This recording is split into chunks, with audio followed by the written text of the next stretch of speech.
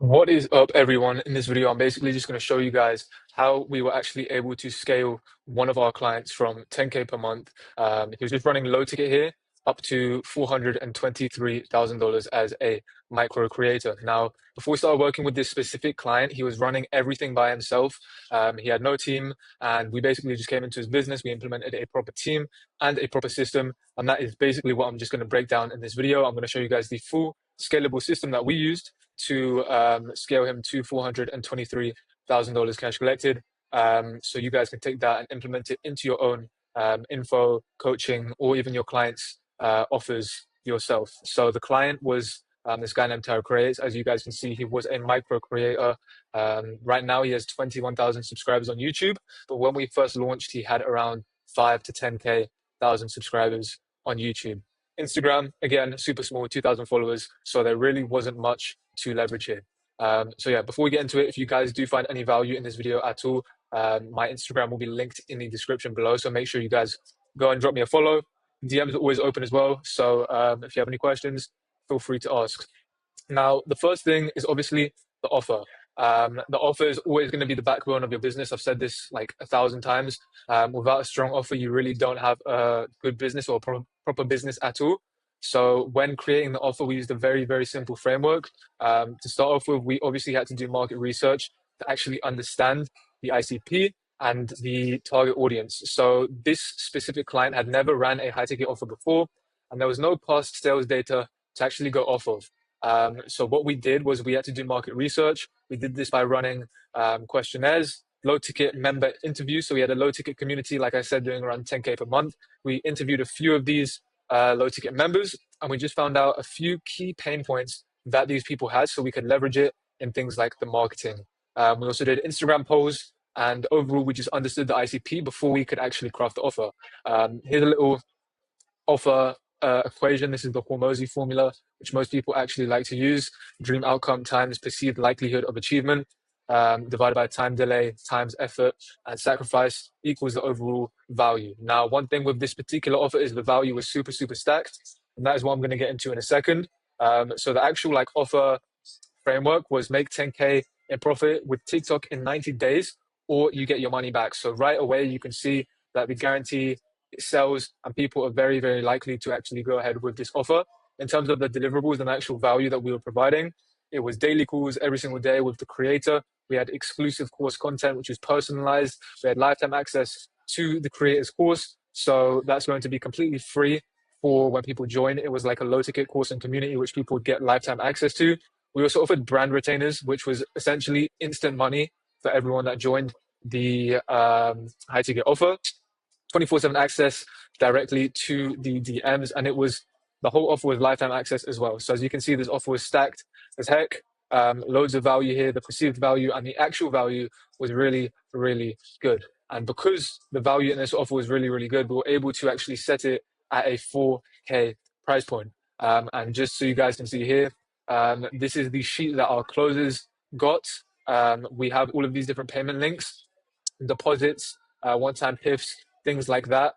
But then at the same time, closers had the ability to create custom payment links so that we could maximize the cash collected. So let's say a prospect had $1,559. The closers would be able to go and create a payment link for $1,559 so that we could collect that full amount instead of collecting, I don't know, 1K, which would have been less than the actual amount that the prospect could have paid. Now, I always say reverse engineering the math is super, super important. When you're obviously launching an offer, you need to find out things like how many calls are required for us to hit a certain goal. If your goal is, for example, 100K and the average cash collected per call taken is 1K, then you know you need to have 100 calls closed in order to actually hit that 100K mark. So reverse engineering the math and actually mapping everything out makes it a lot easier to actually scale and hit those targets and those sales goals. Now, the next part of the process was obviously the funnel. The funnel is essentially how you turn strangers into paying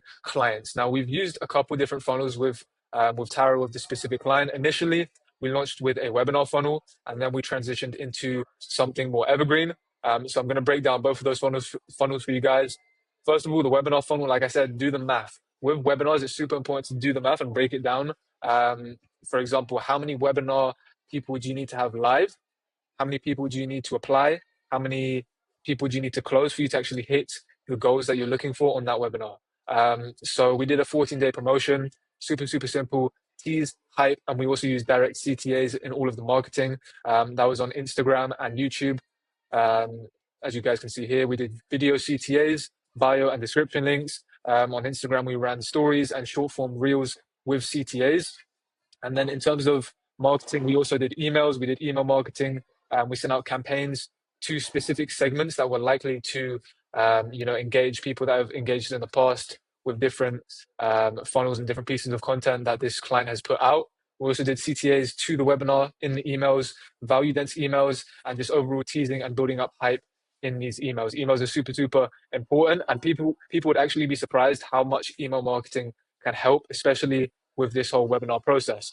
Now, the webinar landing page, it looked something like this. As you guys can see, we had an ICP call out with a unique mechanism. And then obviously we set the frame in this landing page. So free live masterclass reveals, saying what the masterclass reveals, the exact system and strategies I used to make 60K per month with TikTok Shop and CRP. This masterclass was completely free to sign up to.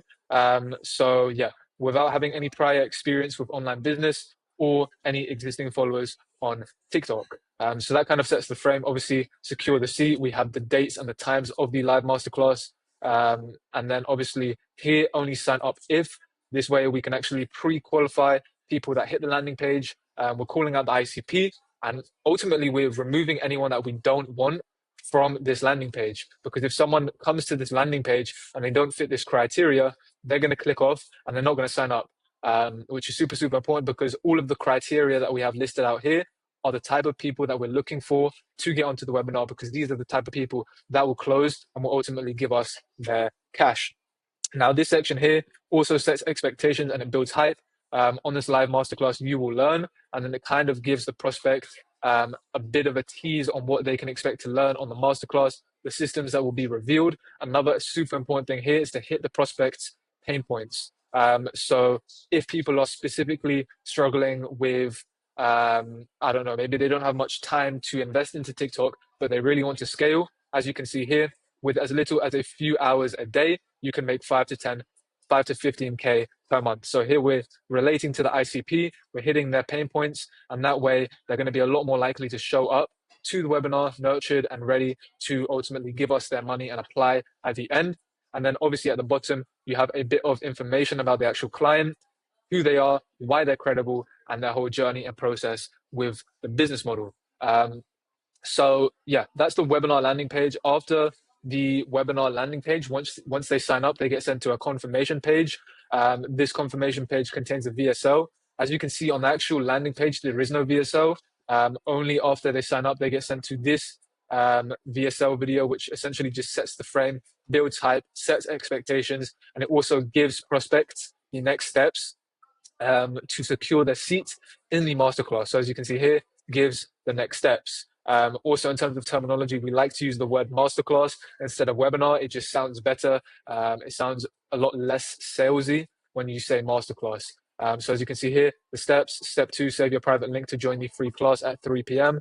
Then we have step 3, read your checklist for the live class. So we have a bunch of different things that the prospect needs to do before the class. That way, when they show up, they're ready, they're nurtured, they have the right frame, and they are ultimately just ready to apply, to listen, to get nurtured, and to give us their money. Now, the pre-webinar process is also super, super important.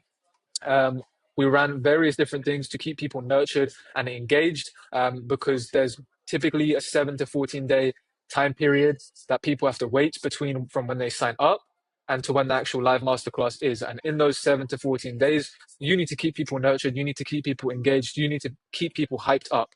Because a lot of the time, if you don't, someone signs up 7 to 14 days before the masterclass, they'll just forget and they won't show up, and it will just be a complete waste of time. So we ran webinar email sequences. This is also email marketing. As you can see here, email sequences with reminders, building hype, teasing a big announcement, setting expectations, giving pre-webinar material. For example, case study videos. This specific client, Taro, he had lots of past student results, whether that was pictures and even case study videos like student interviews, which we leveraged pre-webinar to keep people nurtured. We'd say things like, We're going to be revealing the exact system that this person used to create these type of results.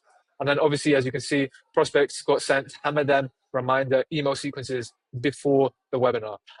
We also created a private Telegram channel for all applicants. It was called the Masterclass Lobby.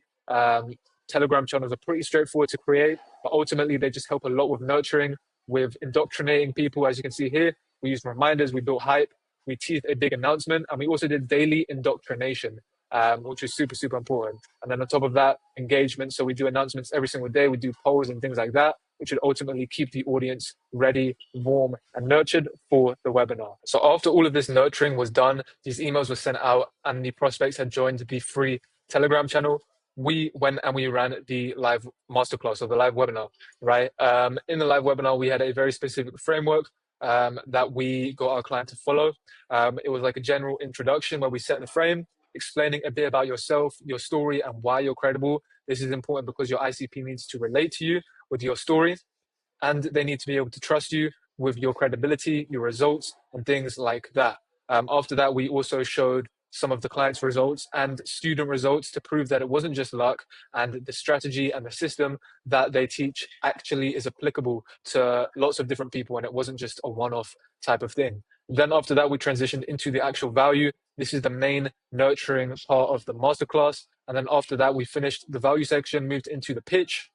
We did the pitch, and then after the pitch, we did a Q&A. So throughout the whole webinar, you want to keep the audience engaged, and you also want to tease a big announcement and a Q&A at the end. So at the very start of the masterclass, you want to prioritize keeping the engagement or the retention of the masterclass high. The way you do that is you just give a simple CTA. Make sure you guys stay till the end, because at the end, I'll be doing a big announcement. And if you guys have any questions to ask me, I'll be also running a Q&A at the end, answering all your questions. So that's a very simple way to keep the engagement and the retention of the masterclass very high. And then obviously after running the actual live masterclass the day after, we ran post-webinar emails and announcements. The emails obviously got sent out to the emails. The announcements were in the Telegram and the client's Discord. And yeah, targeting non-attendees and people who dropped off in the masterclass. So people who maybe watched 10, 15 minutes, and then after those 10, 15 minutes, they left the masterclass or they had to go and do something else. People that didn't watch the full thing. We also ran a webinar replay, and we had a CTA to join the exclusive offer at the end of the webinar replay. And also when we targeted these non-attendees and people who dropped off. One thing with the non-attendees is you guys need to understand the non-attendees and people who dropped off. These people have intent. They probably just got bored. They might have not been nurtured enough. They were probably too cold to watch the full webinar. Maybe they didn't consume some of the pre-webinar material. So make sure you take advantage of this and you contact everyone who applied, even if they did not attend the actual webinar. So yeah, that is pretty much the whole webinar funnel. On average, we run about one webinar every single month. It's just a nice way to grab a lump sum of cash, and it also works really well with this audience and this niche. But obviously, we don't just want to grab lump sums of cash. We want to actually build an evergreen business where we can scale month after month after month, and have consistent cash collected and consistent revenue. And that is why we implemented the evergreen funnel. So like I said, we still run webinars, but we prioritize evergreen growth over lump sum funnels. If we do run webinars, it's during times with lots of hype in the market. So like I said, we've just run a webinar recently. It's Q4, Black Friday is coming up, Christmas is coming up. All of these different events have a lot of hype related to them. So lots of people are trying to make money online. Lots of people trying to get into TikTok, TikTok Shop, CRP. So it's a perfect time to actually run a webinar. But in terms of the evergreen funnel, this is the funnel that we use to have constant growth month after month. And it's very, very straightforward and simple. We direct all the traffic to a mentorship VSL page. We obviously have a highly converting VSL with an introduction, who this is / isn't for. That way we can prioritize the ICP here, and anyone who isn't the ICP will obviously click off the video. We cover pain points, future success / the dream outcome, deliverables, client case studies for social proof, and then a heavy CTA at the end. In terms of actually pushing traffic to this VSL page, it was quite similar to the webinar where we used YouTube, Instagram Reels, daily story sequences, and then we also had the email list that our client Tara provided us with. So in terms of the actual landing page, obviously at the top here, we have an ICP callout, we have a bold offer, and we have a CTA. ICP callout is super, super important. I'll say this like 1,000 times. I've said this loads of times already. If you don't call out your ICP, then the marketing won't really be dialed in. You're going to be targeting pretty much anyone. So you need to call out your ICP, call out their pain points. That way they can relate to the landing page, to the VSL, and they're a lot more likely to convert. Similar thing with the VSL, highly converting with a strong CTA to apply at the bottom. We also use things like scarcity and urgency to make people want to apply now instead of applying later. Underneath we had an embedded type form. Some people like to redirect to a type form. We found that redirecting to a type form actually increases the drop-off rate. So we embed the type forms into the landing page. As you can see here, a simple application to qualify prospects. Here's a little example of drop-off rates. Find drop-off rates and rearrange / change the questions. So if you find that your type form has a very high drop-off rate on certain questions, then you can obviously remove those questions. You can simplify them. You can make them multiple choice instead of just text answers. It might even be the case where you embed the type form instead of redirecting people. And then here we also financially qualify people to find buyer commitment. So on the type form, we ask them a financial qualification question. How much do you have right now to invest into the inner circle? They'll obviously answer that. And that way we can gauge whether this lead is qualified, how much income they have, and how much they have obviously set aside to invest into the program. And if they don't have enough to invest, we simply send them to a Discord channel, a low ticket, depending on the prospect and what they're looking for.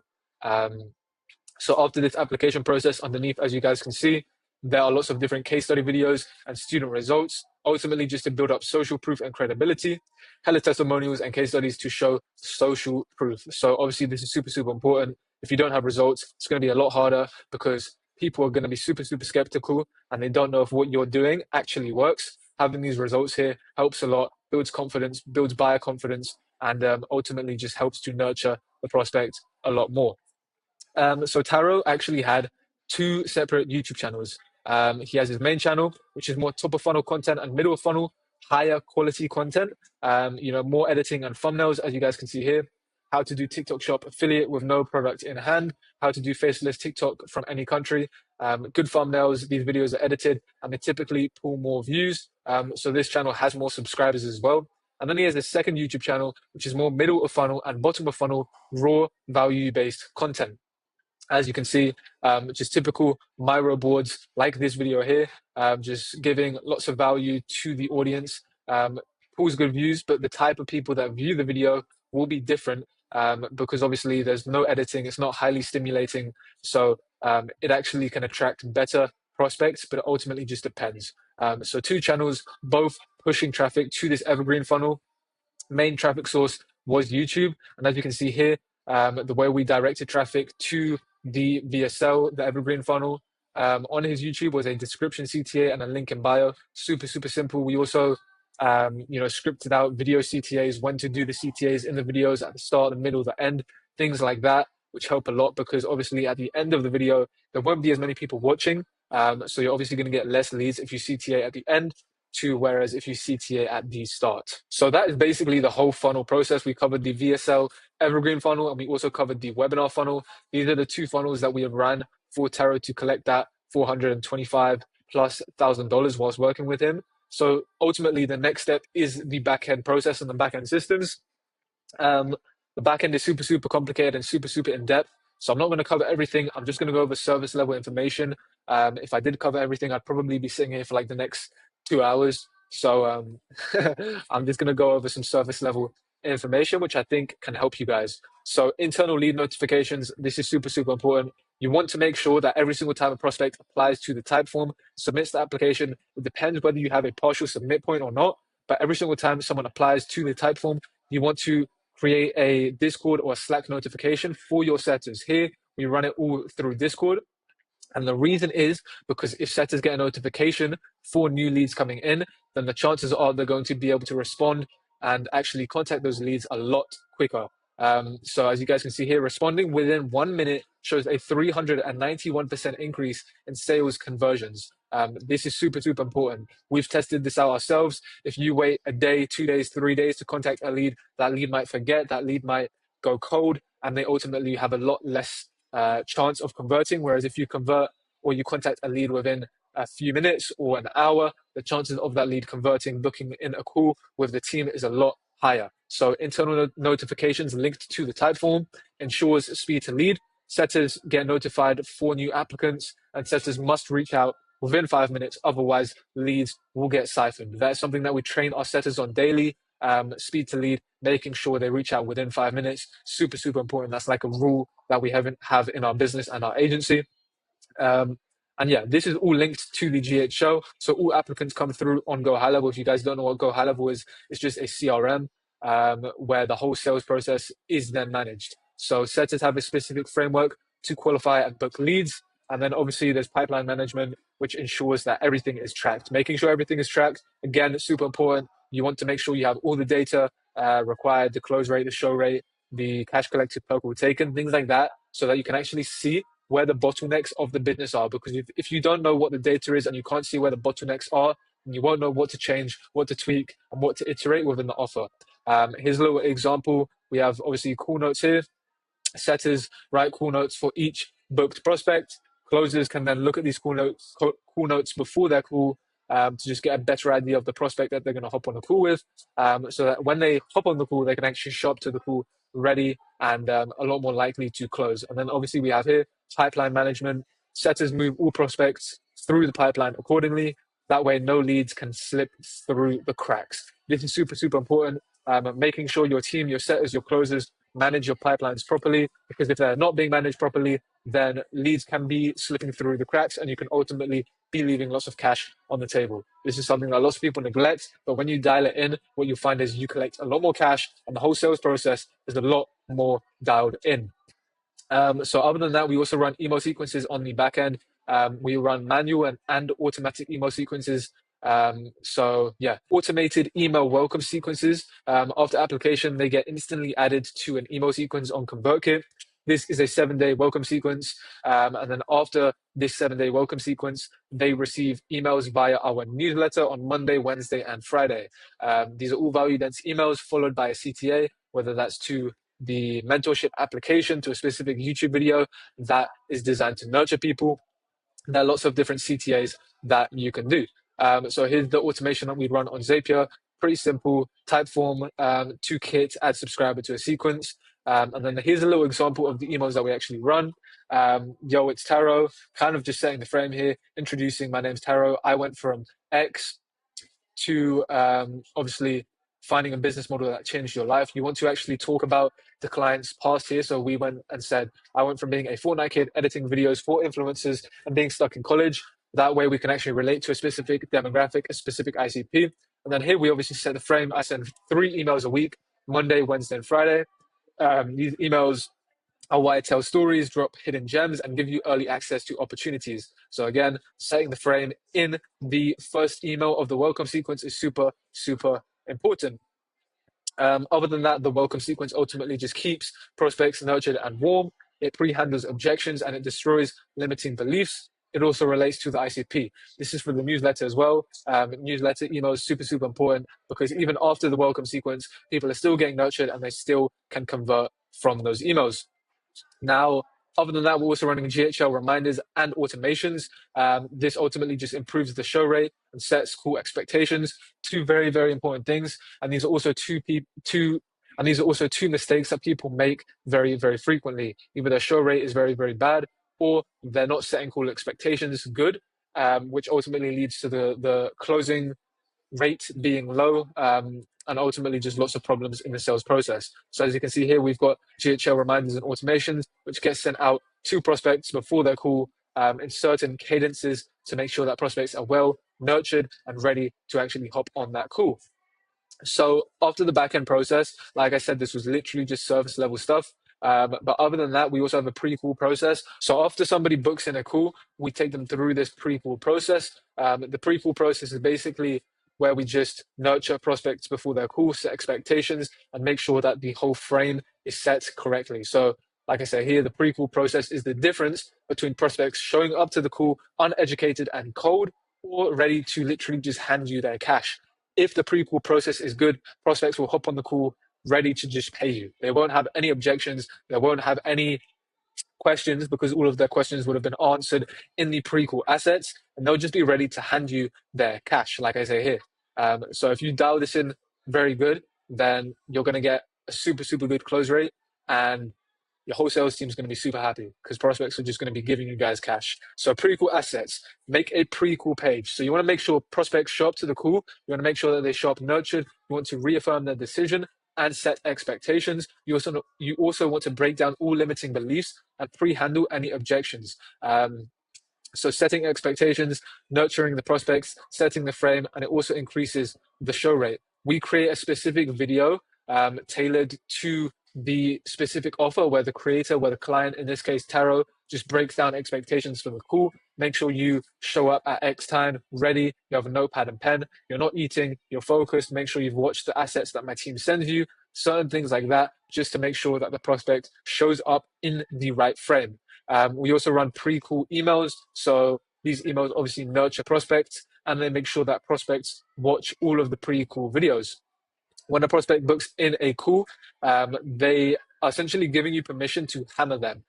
This is something that Jeremy Haynes says. I agree with it a lot.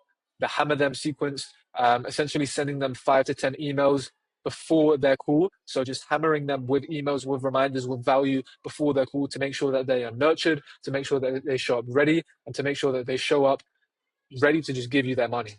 So we have a book call sequence here.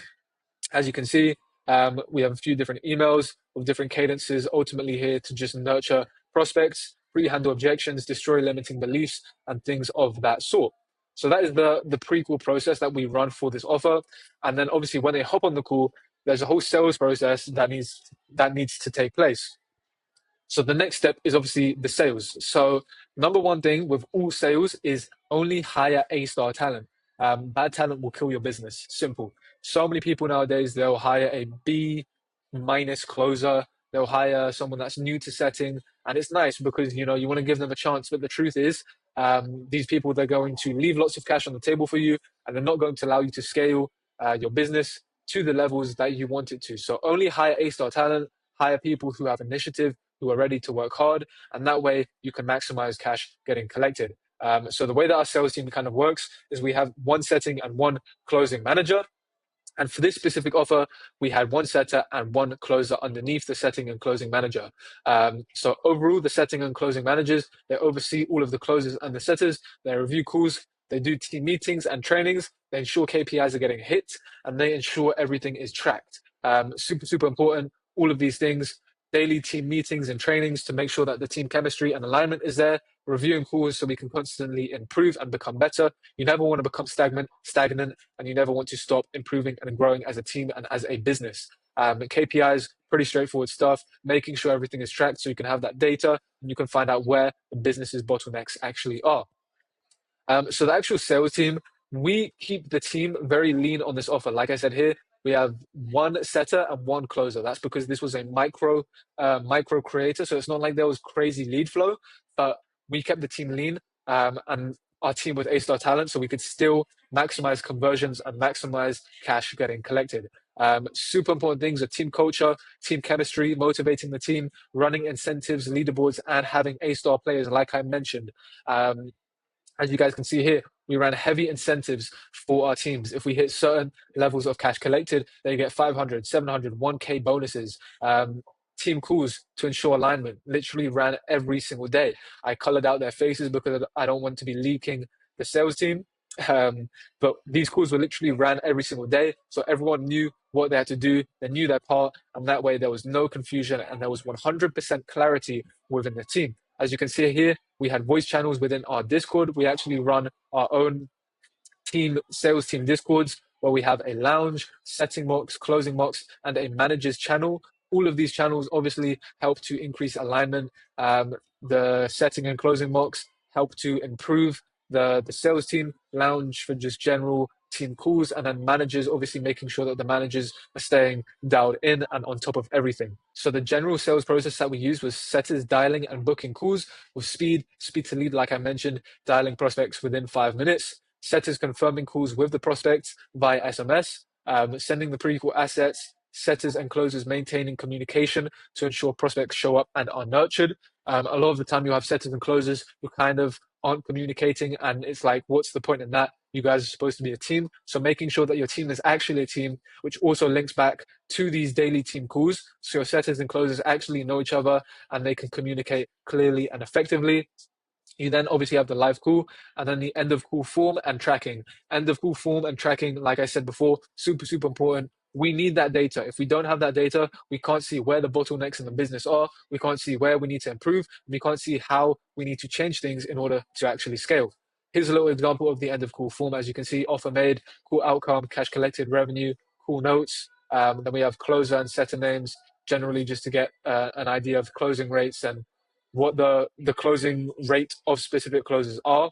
Overall, this is the whole process, the whole funnel, sales process, backend systems offer that we used to scale our client Taro Creates from 10K a month with just a low ticket and no team at all to $423,000 as a micro creator. So yeah, if you guys found value in this video at all, make sure you guys drop me a follow on Instagram. That'll be greatly appreciated. If you guys do want any support, my DMs are always open. There's also going to be a Calendly link in the description below, so you can also book a quick consultation call with me myself, so you can get any support and guidance that you need to scale your own offer or your clients' offers.